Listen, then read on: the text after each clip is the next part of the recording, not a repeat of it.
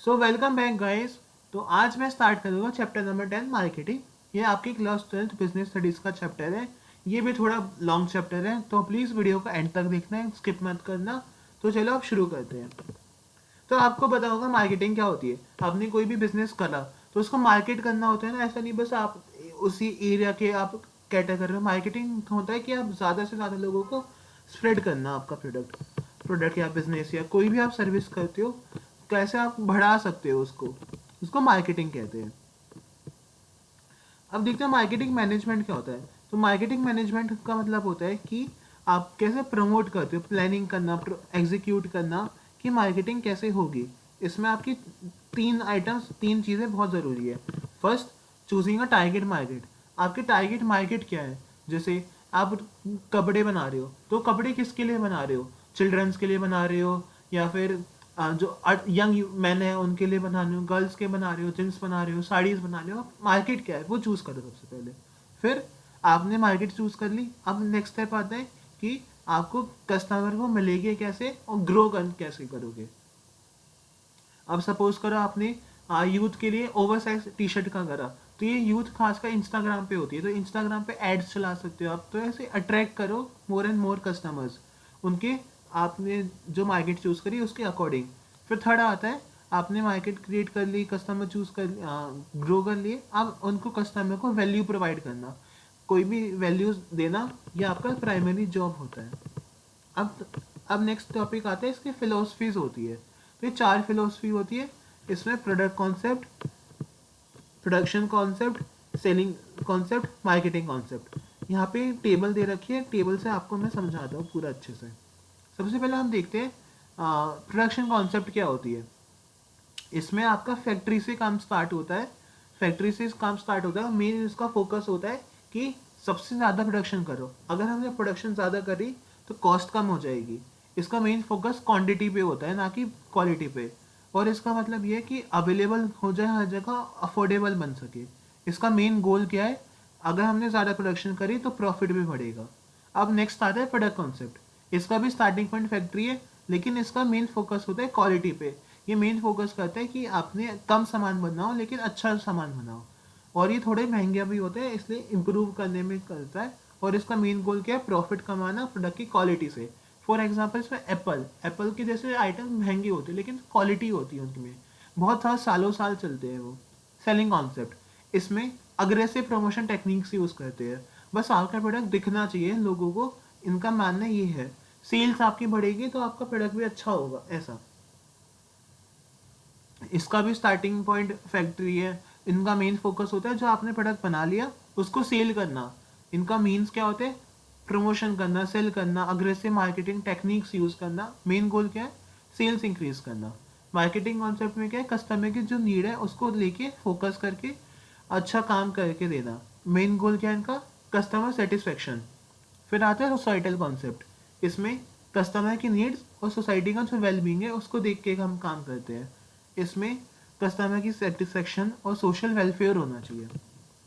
ये आपकी फिलोसफीज है, आप एक बार इसको रीड कर लेना। अब आते हैं फंक्शन ऑफ मार्केटिंग। इसमें 12 फंक्शन के टोटल आते हैं। मैं आपको थोड़ा थोड़ा बेसिक बेसिक बता देता हूँ, बाकी आप पॉइंट पढ़ लेना, आपको आ जाएगा समझ। Gathering and analysing market information. आप जो भी अपना काम कर रहे हो गैदर करो इन्फॉर्मेशन। उस मार्केट की स्ट्रेंथ क्या है, वीकनेस क्या है, अपॉर्चुनिटीज़ क्या है, थ्रेट्स क्या है। शॉर्ट एनालिसिस भी कहते हैं। अब सपोज करो कि फैशन इंडस्ट्री में आए हो, तो फैशन इंडस्ट्री बहुत चेंज होती रहती है, हमें हर वक्त न्यू न्यू डिज़ाइन चाहिए। तो आप देखो आप कैसे लाओगे डिज़ाइंस। फिर आता है मार्केटिंग प्लानिंग करना। आपने स्टार्ट कर दिया तो प्लान कैसे करोगे, आप चीज़ें करोगे कैसे, मेन ऑब्जेक्टिव्स क्या है जो आपको अचीव करने हैं। फिर आता है प्रोडक्ट का डिज़ाइन करना, डेवलप करना। फिर फोर्थ आता है आपका स्टैंडर्ड या ग्रेडिंग करना। आपने चावल का देखा होगा, जैसे आप किराने की दुकान पे अगर गए हो तो चावल कई तरीके के रखे रहते हैं, कोई 40 वाला, 50 वाला, 100 रुपये का, 150 रुपये का टुकड़ा आता है। तो ग्रेड कर देखो आपकी प्रोडक्ट्स में ग्रेडिंग हो सकती है, स्टैंडर्डाइजेशन कितनी हो सकती है। फिफ्थ होता है पैकेजिंग एंड लेबलिंग करना। आपने प्रोडक्ट बना लिया, अब उसको पैकेज कर दो अच्छे से और लेबल कर दो। ये बहुत ही ज़्यादा मेन पिलर्स होते हैं क्योंकि इनसे ही आपकी प्रमोशन होती है। आपको पता होगा मैगी, मैगी को सुनते हैं आपके दिमाग में क्या आता है, 2 मिनट्स एंड वो येलो कलर का पैकेट है ना। तो ये पैकेजिंग ही तो हेल्प करती है। कोई भी आइटम को डिफ्रेंशिएट करने में पैकेजिंग का बहुत ही नीड होती है, और कस्टमर तक भी वो सामान सही से पहुंचे, तो पैकेजिंग ही हेल्प करती है उसको पहुंचने में। और लेबलिंग में क्या आ गया, लेबलिंग में मतलब जैसे आपने देखा होगा तंबाकू या सिगरेट में लिखा होता है स्मोकिंग करने से कैंसर होगा, मत पियो, ऐसा लिखा होता है। तो लेबलिंग में हेल्प करती है कि हमें सतर्क रहना चाहिए चीज़ों से। ब्रांडिंग, अब ब्रांडिंग का मतलब आपको पता होगा कि ब्रांड के नाम से हम कितनी चीज़ें लेते हैं। जैसे इंडिया में आता है फिलिप्स कंपनियां हैं, फ्रिज में जाए तो हायर आता है, एलजी आते हैं, तो ये ब्रांड्स होती है। तो जेनरिक नाम ना होके एक पर्टिकुलर ब्रांड का नाम आता है, तो ट्रस्ट बनता है कस्टमर का कि हाँ ये अच्छी प्रोडक्ट होगी, तो ब्रांडिंग करो अपनी। फिर सेवन्थ आता है कस्टमर सपोर्ट सर्विस। आपने एक आइटम ले लिया, अब ऐसा नहीं बस भूल गए, आपको कस्टमर सर्विस पे अपनी अच्छी देनी चाहिए, ताकि और ज़्यादा से ज़्यादा क्लाइंट्स बने। अगर हमने सेटिस्फेक्शन दे दी कस्टमर को, तो वो वापस रिपीट आएगा हमारे पास। एज आता है प्राइसिंग ऑफ प्रोडक्ट। प्राइस कितनी रखोगे आप प्रोडक्ट की। अगर जनरली आपने कम पैसे की चार्ज रखे, तो हाई डिमांड होगी, क्योंकि इंडिया में रैशनल कस्टमर ज़्यादा है, वो हमेशा सस्ती चीज़ें बाय करेंगे। 9 प्रमोशन करना, सेल्स प्रमोट करना, एडवर्टाइज करना अपने प्रोडक्ट को। 10th आता है फिजिकल डिस्ट्रीब्यूशन करना। फिजिकल डिस्ट्रीब्यूशन में आ गया कि कौन सा नेटवर्क के थ्रू जाएगा, आप बाय रोड बेचोगे, कैसे बेचोगे, कितना टाइम तक लगेगा आपको। और फिजिकल मूवमेंट करना कि आपको आपकी जो फैक्ट्री है वहाँ से आप कितने कितने कस्टमर्स तक जाओगे, सिर्फ आपको इंडिया रखना है या पर्टिकुलर दिल्ली स्टेट का रखना है, कहाँ पे रखना है। 11th आता है ट्रांसपोर्टेशन। ट्रांसपोर्टेशन में मतलब फिजिकल मूवमेंट करना गुड्स की। 12th आता है स्टोरेज या वेयर हाउसिंग। आपने प्रोडक्ट बना लिया तो अपने वेयर हाउस में रख दो, ताकि अगर कोई भी ऑर्डर आए तो अपने वेयर हाउस से निकाल के दे सके। तो अब देखते हैं नेक्स्ट टॉपिक, जिसका नाम है मार्केटिंग मिक्स। मार्केटिंग मिक्स का मतलब होता है क्या क्या एलिमेंट्स हम देखते हैं मार्केटिंग में। तो इसमें 4 पीज आते हैं, आपका product, price, place and promotion. अब हमें इस चैप्टर में बस डिटेल में पढ़ना है ये सब क्या क्या होते हैं। तो प्रोडक्ट का मतलब आपको कोई भी गुड्स या सर्विस हम ऑफर करते हैं, सेल करते हैं। जैसे टूथपेस्ट हो गया, लाइफ बॉय सॉप हो गई, या सर्फ एक्सेल। फूड प्रोडक्ट्स में आपका वेजिटेबल ऑयल टाटा देता है, टाटा की टाटा स्टील भी आता है, नमक भी आता है, अपने उसकी गाड़ियाँ भी आती है। तो ये सारे प्रोडक्ट्स में आते हैं। फिर सेकेंड आता है प्राइस। प्राइस मतलब जो भी कस्टमर पे करेगा उसके लिए, इसमें हम डिस्काउंट्स देते हैं ताकि कस्टमर अट्रैक्ट कर सके। और हमेशा एक सही प्राइस रखनी चाहिए, उसके जो कंपटीशन है उसके अकॉर्डिंग प्राइस रखनी चाहिए। ऐसा नहीं आपने बहुत ही ज़्यादा प्राइस रख दी तो कस्टमर थोड़े कम आएंगे। हमेशा एक बहुत ही प्लान करके अच्छे से सेट करके एनालाइज करके डिफरेंट डिफरेंट फैक्टर्स को प्राइस सेट करनी चाहिए। फिर थर्ड आता है आपका प्लेस। प्लेस का मतलब होता है फिजिकल डिस्ट्रीब्यूशन। आप एक आइटम, आपका जैसे फैक्ट्री है तो फैक्ट्री से आपके सामान जो भी कस्टमर होंगे उनके घर तक कैसे आइटम पहुंचेगा उसको डिसाइड करना। इन्वेंट्री कैसी होगी, आपका सामान खराब तो नहीं होता, स्टोरेज कैसे करोगे, ट्रांसपोर्ट कैसे करोगे, कितने टाइम में आइटम पहुंचेगा। फिर फोर्थ आता है प्रमोशन। प्रमोशन में वो आता है कि आपने आइटम बना लिया, अपना कोई भी बिजनेस बना लिया, आप उसको सेल कैसे करोगे, प्रमोट कैसे करोगे, वो चीज़ें आती है प्रमोशंस में। मार्केटिंग ऑर्गेनाइजेशन कैसे आएगी, वो सब। अब हम देखते हैं प्रोडक्ट क्या होता है। तो अब डिटेल में पढ़ना है तो सबसे पहले आता है प्रोडक्ट। प्रोडक्ट का आपने देखा मतलब कि कोई भी आइटम जो कि हम खरीदते हैं, जैसे मोटरसाइकिल, बाइक्स, कुछ भी आ सकता है।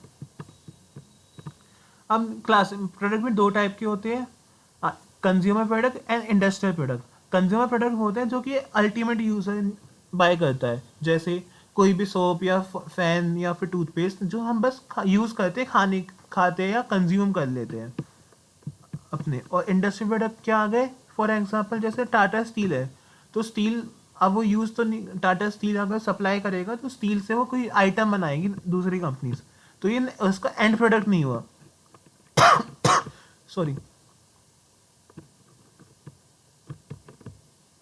फिर आते हैं ड्यूरेबिलिटी ऑफ प्रोडक्ट। कोई आइटम नॉन ड्यूरेबल का मतलब होता है जो जल्दी ख़राब हो जाती है, जैसे बाथिंग सोप या टूथपेस्ट। इनकी आपने देखा होगा मैन्युफैक्चरिंग डेट और एक्सपायरी डेट लिखी रहती है पीछे, तो एक्सपायरी डेट जल्दी होती है, विद इन 1 या फ्यू यूजेज ही होते हैं इनके।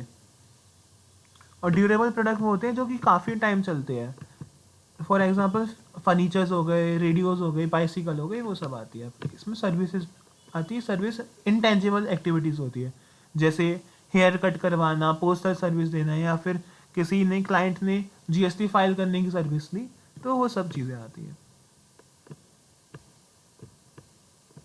फिर इंडस्ट्रियल एक्टिविटी मैंने बताया आपको कि एंड प्रोडक्ट यूज नहीं होता, वो इनपुट होता है, उनसे वो एक नया आइटम बनाते हैं। फॉर एग्जाम्पल हमने स्टील बाय करा तो स्टील से मशीन्स बनाए, टूल्स बनाए, वो आता है इंडस्ट्रियल प्रोडक्ट। अब इसके कैटेगरीज देखते हैं।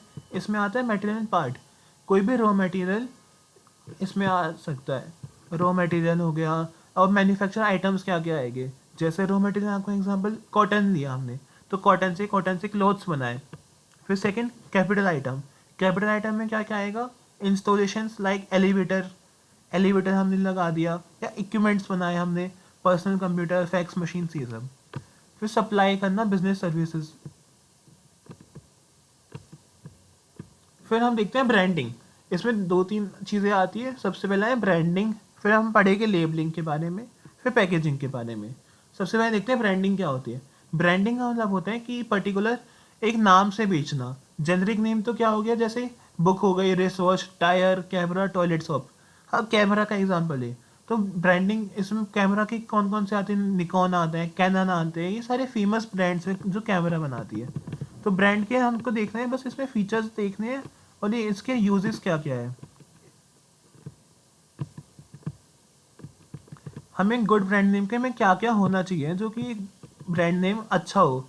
तो ब्रांड नेम हमेशा एक छोटा और जो इजी टू रिमेंबर होना चाहिए, जैसे पॉन्ड्स, वीआईपी, रिन, वीम। ये आपको अब तक याद हो गया, आपने बचपन में देख सुना होगा, तब भी याद होती है, डे टू डे लाइफ में आपके चलते रहते हैं क्योंकि इजी टू रिमेंबर है। और हमेशा एक ब्रांड नेम को उसके प्रोडक्ट की बेनिफिट और क्वालिटी बतानी चाहिए। ब्रांड नेम हमेशा डिस्टिंक्टिव होगा, ऐसा ना हो कि सिमिलर मिलता जुलता आपने नाम रख दिया कोई। और ब्रांड नेम एक अच्छे से आपने जो भी पैकेजिंग या लेबलिंग करी है उस पर भी दिखना चाहिए,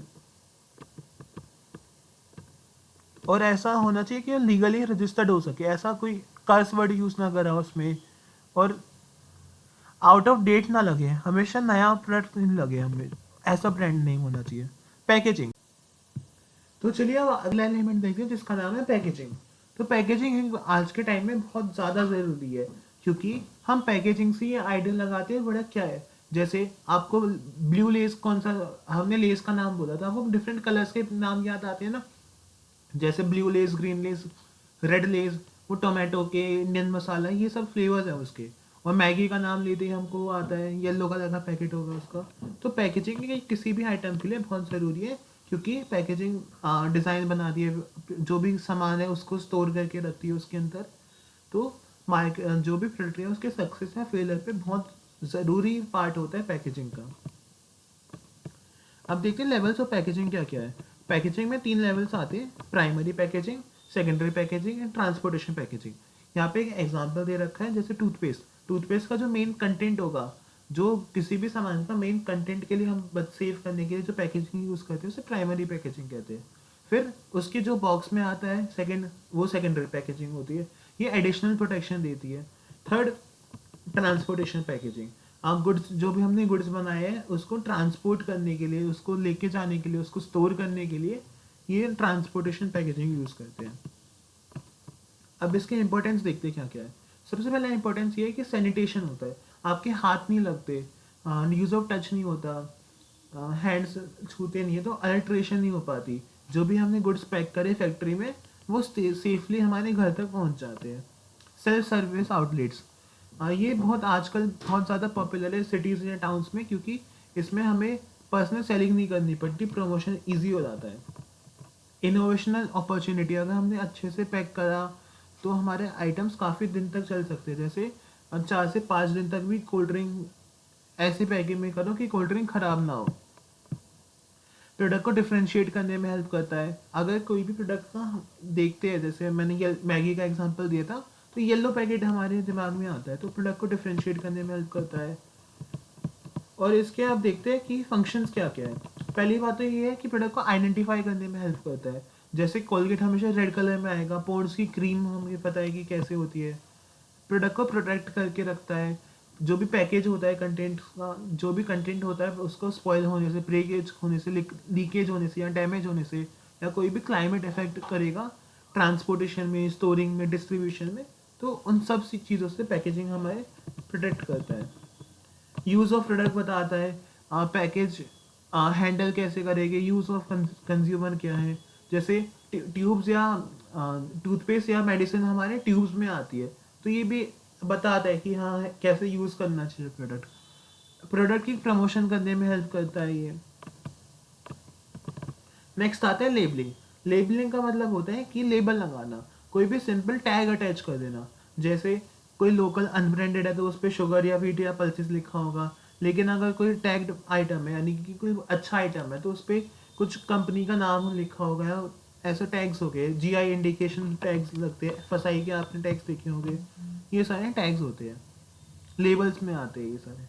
तो और ये बताते हैं कि उसमें कंटेंट क्या है, उसका मेथड ऑफ यूज़ क्या है, वो कैसे बना है, उसकी क्वालिटी या प्राइस क्या है, ये सब चीज़ें आती है।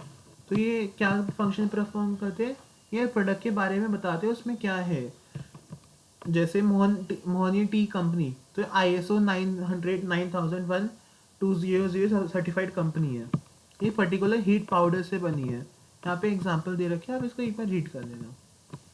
सेकंड आते हैं आइडेंटिफाई करने में हेल्प करता है कि वो किस चीज़ का है, जैसे पोटैटो चिप्स या बिस्किट्स, तो यहाँ आइडेंटिफाई करने में हेल्प करते हैं क्या है item.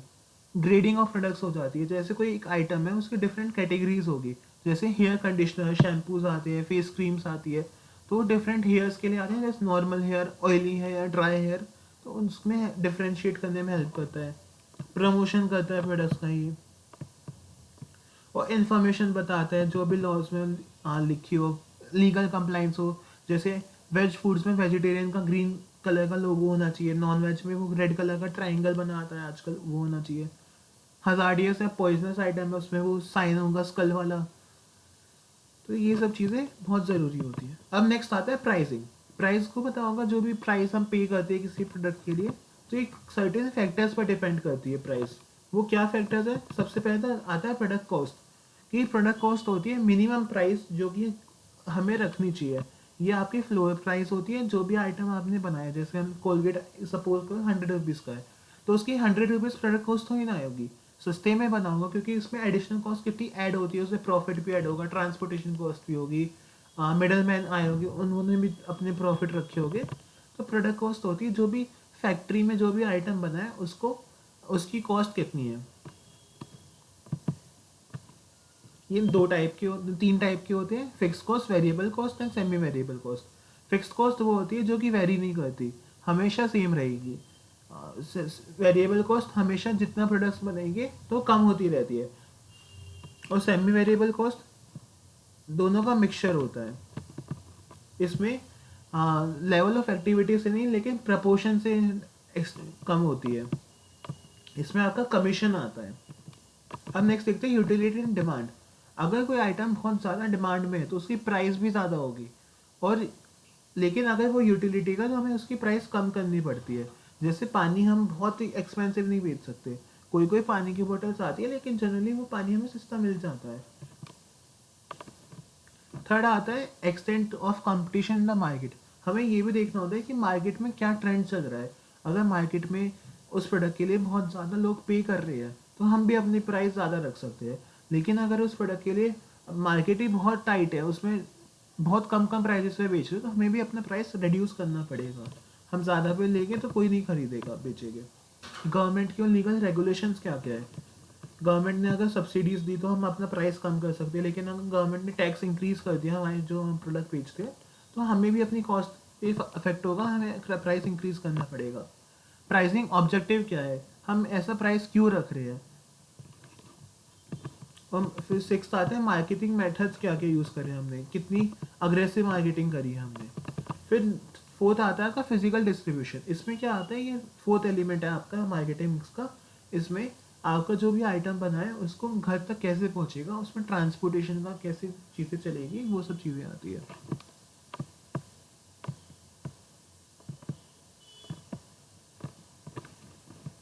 Components of physical distribution, सबसे पहले आता है ऑर्डर प्रोसेसिंग। कोई भी पर्सन ने अगर ऑर्डर दिया तो ऑर्डर प्रोसेस कैसे होगा, बायर सेलर का रिलेशनशिप बनता है, उसे कहते हैं ऑर्डर प्रोसेसिंग। फिर सेकंड आता है ट्रांसपोर्टेशन। ट्रांसपोर्टेशन का मतलब होता है गुड्स या रॉ मटेरियल एक जगह से दूसरी जगह पहुंचाना। ये बहुत ज़्यादा इम्पोर्टेंट एलिमेंट है। अगर हमने रॉ मटेरियल ही नहीं पहुंचाया तो गुड्स बनेगा ही नहीं। वेयर हाउसिंग का मतलब होता है जहाँ पे स्टोर होते हैं हमारी एक्स्ट्रा आइटम्स। फिर फोर्थ आता है इन्वेंट्री कंट्रोल। इन्वेंट्री कंट्रोल का मतलब होता है कि इन्वेंट्री में हमें कितने आइटम रखना है। हम बहुत ज़्यादा भी नहीं रख सकते, कम भी नहीं रख सकते। जैसे फैशन का है, फैशन के हम कम आइटम्स रखते हैं क्योंकि रैपिडली चेंज होते रहते हैं। फिर फोर्थ आता है प्रमोशन मिक्स। प्रमोशन मिक्स का मतलब होता है कि हम प्रमोट कैसे करेंगे कोई भी आइटम को। इसमें 4 वेज होते हैं: advertising, personal selling, public relation, sales promotion. Advertising advertising paid form of the business होता है। यहाँ पे आप अलग अलग जगह से कॉमन टूल होता है जो कि यूज़ करते हैं। इसमें newspaper, magazine, TVs, radio, social media, कहीं भी आपने एडवर्टाइजिंग करी तो ये इम्पल्स आपका एडवर्टाइजिंग में आता है। इम्पर्सनल फॉर्म ऑफ कम्युनिकेशन होती है ये। इसका एग्जांपल है जो पेड फॉर्म। हमने किसी स्पॉन्सर को पैसे दे दिए कि हाँ ये ले तू प्रमोट कर हमारा प्रोडक्ट, ये इम्पर्सनल होता है। इसमें फेस टू फेस कांटेक्ट नहीं होता, बस हमने एड्स चला दी तो फिर ऑर्डर आते हैं। आइडेंटिफाइड स्पॉन्सर, इसमें पता होता है हमने किस कहाँ पे कौन कौन से स्पॉन्सर लगाए हैं। मेरिट्स क्या क्या है इसकी? मास रीच है, क्योंकि हमने टीवी पे अगर ऐड लगाए तो जनरली बहुत ज़्यादा लोग देखेंगे। हमने न्यूज़पेपर में कोई ऐड लगाई तो उसको बहुत लाखों लोग पढ़ते हैं। ये कस्टमर सेटिस्फेक्शन और कॉन्फिडेंस भी बढ़ाता है। अगर हमको लगता है कि हमने कोलगेट यूज़ कर रहे हैं तो कोलगेट की ऐड देखी तो अच्छा लगता है कि हाँ ये इतना फेमस आइटम है कि इसकी एड्स भी आ रही हैं। एक्सप्रेसिवनेस, ये एक्सप्रेस करते हैं कि हम इस प्रोडक्ट का यूज़ क्या क्या है। इकोनॉमी, तो ये बहुत ज़्यादा लार्ज ऑडियंस में जाता है तो इसकी कॉस्ट भी कम हो जाती है, सेवरल न्यूमरेस में फैल जाता है। इसका ऑब्जेक्टिव्स क्या क्या है, ऑब्जेक्शंस क्या क्या है, ये कॉस्ट में ऐड कर देता है। समटाइम्स जो टीवी के मैच, क्रिकेट मैचेस होते हैं तो वहाँ पे बहुत महंगी एड्स लेते हैं क्योंकि हम लोग भी ज़्यादा देखेंगे, इसलिए कंपनीज भी ज़्यादा चार्ज करती है। सोशल वैल्यू को कभी समटाइम्स ये अंडरमाइन कर देता है। कैसे कि सपोज करो कि हमने कोई आइटम की ऐड बनाई, उसमें हमने अच्छे से सोशल वैल्यूज दिखाई दी तो ये अच्छी बात नहीं है। थर्ड आते हैं कंफ्यूज करता है बायर को। हम जब बायर इतने सारे प्रोडक्ट्स की ऐड देखेगा तो उसको समझ ही नहीं आता बाय क्या करना है उसको। फिर फोर्थ आता है encourage sale of inferior products. Sometimes क्या होता है कि जो खराब प्रोडक्ट्स है लेकिन उनकी अच्छी ऐड दिखा के भी वो ऐसा लगता है कि वाह कितना मस्त प्रोडक्ट है। तो इसमें डिफ्रेंशिएट करना मुश्किल है कि सुपीरियर प्रोडक्ट कौन सा है और इन्फीरियर प्रोडक्ट कौन सा है। इसलिए इन्फ्लुएंस भी कर देते हैं लोगों को कि वो इन्फीरियर प्रोडक्ट बाय कर ले और इवेंचुअली उनका लॉस ही हो जाता है फिर। तो इसलिए हमेशा हमें कभी भी फॉल्स क्लेम नहीं करना चाहिए, जैसे क्वालिटी का प्रोडक्ट है वैसे ही शोकेस करना चाहिए। फिर फोर्थ उसका एक और भी आता है पर्सनल सेलिंग। पर्सनल सेलिंग में क्या होता है, हम जा जाके लोगों को आइटम्स देते हैं। जैसे आपने देखा होगा कि पहले के टाइम पे सर्फ एक्सेल के या टाइड के या कोई डिटर्जेंट के लोग लेके घूमते रहते थे, वो आपके घर तक आते थे, ये चाहिए क्या, ये चाहिए क्या। ये पर्सनल फॉर्म होती है, इसमें हम फेस टू फेस बात कर सकते हैं, रिलेशनशिप अच्छा बनाता है। इसके मेरिट्स क्या क्या है, ये फ्लेक्सिबल है, आपको जब मन करे आप कर सकते हो, इसमें कुछ ज़्यादा नीड्स नहीं हो और पर्टिकुलर नीड्स के अकॉर्डिंग ही आप चलती है। डायरेक्ट फीडबैक मिलता है कस्टमर्स का, आप बात कर सकते हो आपको अच्छा लगा नहीं लगा। इसमें वेस्टेज नहीं होती, हमेशा जो टारगेट कस्टमर है उनको ही अट्रैक्ट करता है ये। फिर इसके देखते हैं इंपॉर्टेंस क्या क्या है, प्रमोशन की इंपॉर्टेंस क्या क्या, पर्सनल सेलिंग की इंपॉर्टेंस क्या क्या है बिजनेसमैन के लिए। ये बहुत ही इफेक्टिव है क्योंकि इसमें पर्सनली हम जा जा के देखते हैं, फ्लेक्सिबल होता है, इसमें हम जितना अपना मन करे उसके अकॉर्डिंग ही चल सकते हैं। और ये वेस्टेज भी कम कर देता है क्योंकि एड्स में हज़ारों लोगों ने एड्स देखी लेकिन खरीदता तो एक दो लोग हैं। इसमें क्या होगा, हम जा जा के बेच रहे हैं तो फिर वेस्टेज भी कम होगी, कंज्यूमर को अटेंशन देनी पड़ती है, लॉन्ग टाइम रिलेशनशिप रहता है इसमें, पर्सनल रिपोर्ट मिल जाती है। अगर हम कोई भी बिजनेसमैन स्टार्ट कर रहे हैं उसके लिए अच्छा है, लिंक बनता है कस्टमर्स के लिए। और ये कस्टमर के लिए कैसे अच्छा है, ये जो भी कस्टमर की नीड है वो बता देता है, हम सीधा एक्सपर्ट एडवाइस मिल जाती है हमें, जो भी परचेज करना है मेरे को तो उसमें एक्सपर्ट एडवाइस मिलेगी। कंज्यूमर कस्टमर्स को भी इंड्यूस करता है कि हाँ ले ले, वो इतना पर्सनल सेलिंग कर रहा है। फिर आता है मार्केट इन्फॉर्मेशन पता लगती है। इम्पोर्टेंस टू सोसाइटी, सोसाइटी में कैसे इम्पोर्टेंस करेगा, लेटेस्ट डिमांड जो भी होगी उसके अकॉर्डिंग ही आइटम्स बनते हैं। याशी रुक जा। एम्प्लॉयमेंट अपॉर्चुनिटीज़ बनाता है, करियर अपॉर्चुनिटीज़ क्रिएट करता है, सेल्स पीपल के लिए मोबिलिटी बनाता है, प्रोडक्ट को हम स्टैंडर्डाइजेशन कर सकते हैं। फिर आता है सेल्स प्रमोशन। सेल्स प्रमोशन का मतलब होता है शॉर्ट टर्म इंसेंटिव्स देना, डिस्काउंट्स देना, एनकरेज करना बायर को कि हाँ वो ये आइटम परचेज कर ले। अब देखिए इसकी मेरिट्स क्या क्या है। इसका पहला मेरिट है अटेंशन वैल्यू, अट्रैक्ट करेगा काफ़ी कस्टमर से जिसमें इंसेंटिव देते हैं। अगर हमने कोई न्यू प्रोडक्ट लॉन्च करा तो अगर हमने अच्छे ऑफर्स दिए तो वो जो भी रेगुलर बाय कर रहे हैं उसको छोड़ के वो नया प्रोडक्ट बाय करेगा। जैसे अभी कैंपा आई है तो कैंपा ने हमने 10 रुपये की कोल्ड ड्रिंक्स की बोतल निकाली है, तो और बाकी कोक वगैरह कितनी 40-50 रुपये की आती है, तो एक पर्सन 10 रुपये की भी बाय करके अपना यूजुअल बिहेवियर शिफ्ट करके न्यू प्रोडक्ट बाय करने लगेगा। इसकी लिमिटेशंस क्या क्या है? ये रिफ्लेक्ट क्राइसिस। समटाइम्स क्या होते हैं, अनेबल जो भी मैनेजर है वो सेल्स नहीं कर पाता उतनी अच्छी, ये प्रोडक्ट की इमेज भी ख़राब करते हैं। सपोज करें हमने ज़्यादा डिस्काउंट दिए तो ऐसा लगता है ना कि अच्छी क्वालिटी का नहीं है। Commonly use sales promotion activities क्या है? रिबेट देना, सबसे पहले तो रिबेट, फिर आते हैं डिस्काउंट देना, 50% ऑफ, 60% ऑफ, ऐसे आपने डिस्काउंट देखे होंगे। रिफंड कर देना कुछ, ये फूड प्रोडक्ट कंपनीज करती है, अगर उनको अच्छा ना लगे तो रिटर्न रिफंड कर दिया। प्रोडक्ट की कॉम्बिनेशंस बना के बेचना, जैसे आप टीवी बाय करोगे तो आपके लिए वैक्यूम क्लीनर फ्री, या फिर आपने डिटर्जेंट बाय करा तो आपको एक छोटा डिटर्जेंट फ्री। फिर आता है कि इसका गिफ्ट देना कोई भी, जैसे buy two get one free के ऑफर बहुत आता है। जैसे अगर आपने 3 डेज का पैक लोगे तो 1 डे, 3 डे ट्रिप का पैक लोगे तो उसके में 2 नाइट फ्री आपका ये आता है। फिर यूसेबल बेनिफिट्स, जैसे आपने 3,000 की शॉपिंग करी, उस पर 3,000 रुपये का ही गिफ्ट वाउचर ले लो आप। फुल फाइनेंस देना, 20 ईजी इंस्टॉलमेंट्स में, जैसे सैंपल देना, कॉन्टेस्ट करना, और डिफरेंट डिफरेंट क्विजेस रखना जहाँ पे वो क्वेश्चन के आंसर देंगे, उन्हें इंसेंटिव मिल जाएगा। पब्लिक रिलेशन पीआर, ये बड़े बड़े सेलिब्रिटी सब करवाते हैं, बिजनेस भी करवाती है ताकि अपने ब्रांड की इमेज अच्छी बनी रहे। अब इसके रोल क्या होता है? पहले तो पब्लिसिटी होती है। पब्लिसिटी का मतलब कि नेगेटिव या पॉजिटिव कोई भी हो सकती है। अपना इमेज अच्छी बनाना ताकि जो भी बिजनेस है वो अपना अच्छे से काम कर सके, फेवरेबल उसमें रहे। प्रेस रिलीज करना, कॉर्पोरेट कमीशन, काउंसलिंग, ये सारे इसके डिफरेंट वेज है। आप एक बार इसको रीड कर लेना, आपको आ जाएगा समझ। तो बस ऐसे क्या हमारा चैप्टर नंबर 10 भी ख़त्म होता है, और उम्मीद करता हूँ मैं आपको पूरा चैप्टर समझ आ गया होगा। बस एक लाइक कर देना, और कोई भी डाउट लगे तो कमेंट से पूछ लेना। तो आज के लिए बस इतना ही। Thank you guys.